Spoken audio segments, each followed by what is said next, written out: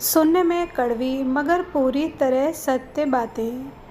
आजकल लोग कहते हैं 10,000 पत्नियां मिलकर भी एक प्रेमिका की बराबरी नहीं कर सकती। प्रेमिका एक प्राकृतिक रिश्ता है, जबकि पत्नी एक सामाजिक। अगर ये सही है तो पत्नी नाम का पद ही खत्म कर दीजिए। पत्नी के नाम पर किसी की बहन बेटी को मूर्ख मत बनाएं। किसी का भला ना हो सके तो बुरा भी मत करो, क्योंकि दुनिया कमज़ोर है लेकिन दुनिया बनाने वाला नहीं। पति पत्नी के झगड़े की खबर परिवार वालों को भी ना लगने दें। फैसला कोई नहीं करवाता, फासले ज़रूर करवा देते हैं।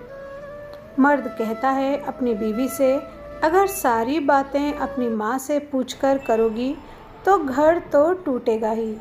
लेकिन अगर वही औरत कहीं घूमने जाने के लिए कह दे तो मर्द कहता है, रुको जरा पहले मैं अपनी माँ से पूछ लूँ। अनुभव कहता है खामोशियाँ ही बेहतर हैं। शब्दों से लोग रूठते बहुत हैं। धीरे ही सही लेकिन हमेशा चलते ही रहो, क्योंकि एक समय के बाद ठहरा हुआ पानी भी सड़ने लग जाता है।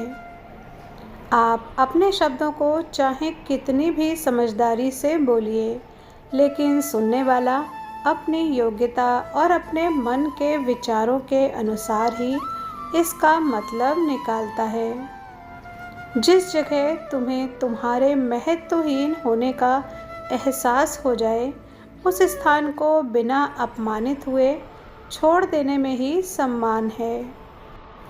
जब इस धरती का अंतिम पेड़ काटा जाएगा और इस संसार की अंतिम नदी जहरीली हो जाएगी, तब शायद हम समझ पाएंगे कि हम पैसों को खा नहीं सकते। अगर कोई चुप रहता है तो इसका ये मतलब नहीं कि वो बेवकूफ़ है, उसे कुछ नहीं आता। मैंने अक्सर बुद्धिमान को कम बोलते और मूर्ख को ज़रूरत से ज़्यादा बोलते देखा है। समय जब बुरा हो तो परेशान मत होना, क्योंकि गुजर जाते हैं वो पल भी जिनका गुजरना मुश्किल होता है। कम बोलने वाले ज़रूर सुने। कभी गौर किया है कि जो लोग बहुत कम बोलते हैं वो अपने पसंदीदा लोगों के सामने बहुत ज़्यादा बोल जाते हैं। मर्द अगर एक बार पराई औरत के चक्कर में पड़ जाए तो फिर उसे अपनी औरत की कमी कभी भी महसूस नहीं होती। जिंदगी आसान हो जाती है रिश्तों की, जब जीवन साथी समझदार होने के साथ साथ समझने वाला भी मिल जाता है। चरित्रहीन औरत की सलाह और उससे उधार कभी मत लेना, क्योंकि ये दोनों चीज़ें ही तुम्हें घोर संकट में डाल सकती हैं। ये बात बिल्कुल सच है। आपकी पत्नी कोई काम करने वाली एक मशीन नहीं है। प्यार, मोहब्बत और इज्जत की ज़रूरत उसे भी होती है। कड़वे बोल बोलकर उसका दिल ना दुखाया करें। आपको खुश रखने के लिए वो दिन भर मजदूरों की तरह काम करती है। आपको शायद एहसास भी नहीं होगा कि आपकी पत्नी की दुनिया छोटी सी है, जिसमें आपके सिवा उसका कोई भी नहीं है। जिंदगी की तपिश को सहन कीजिए जनाब। अक्सर वे पौधे मुरझा जाते हैं जिनकी परवरिश छाया में होती है। मंदिर में पूजा करें, घर में करें कलेश। बापू तो बोझ लगे और पत्थर लगे गणेश।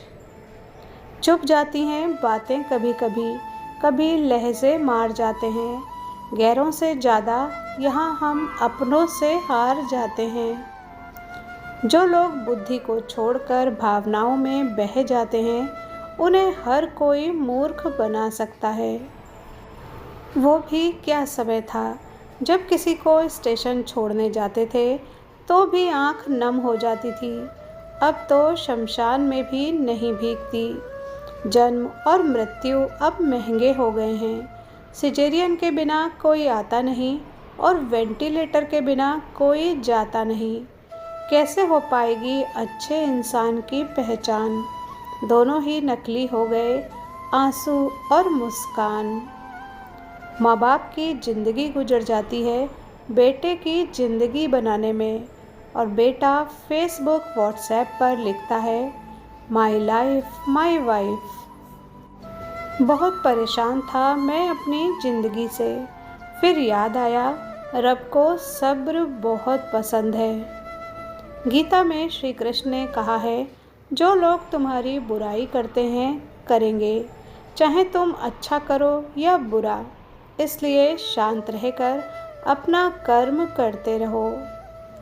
अगर नोट होते तो बैंक से बदल जाते, कुछ अपने बदल गए हैं, इन्हें कहाँ बदलवाएं। वीडियो पर यहाँ तक बने रहने के लिए धन्यवाद।